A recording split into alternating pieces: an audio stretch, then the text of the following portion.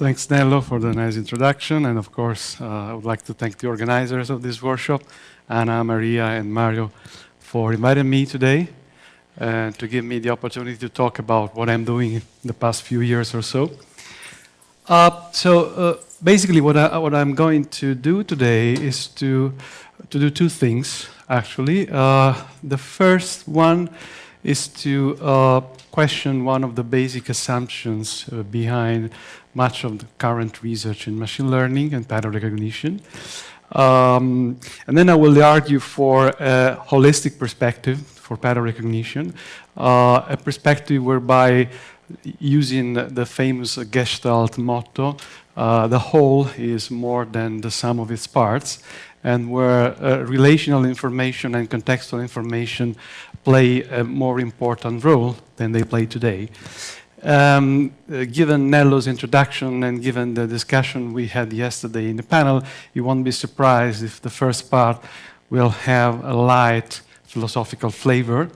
So after this first part, I will be proposing, I will be discussing, I will be presenting a new approach for a holistic perspective to pattern recognition, which is based on game theory, more precisely is based on evolutionary game theory. I'm going to address a few problems that we tackled within this framework, in particular unsupervised learning clustering and semi-supervised learning, graph matching, and consistent labeling problems. Okay, so let me start by quoting Satoshi Watanabe, who was a very well-known researcher in the field of pattern recognition. Actually, he was a physicist. He worked with Heisenberg, Paul Dirac, and after a while, he got interested in pattern recognition problems.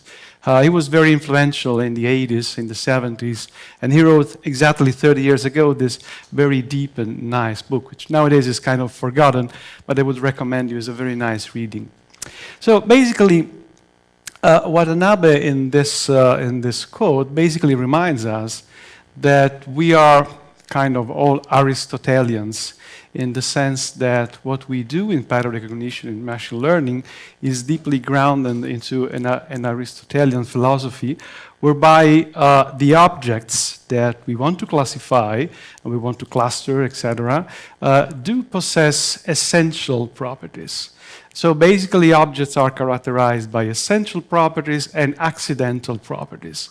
And one of the goals in pattern recognition is basically to try and find these essential properties. Think, for example, of feature selection. What do we do when we run our favorite feature selection algorithm?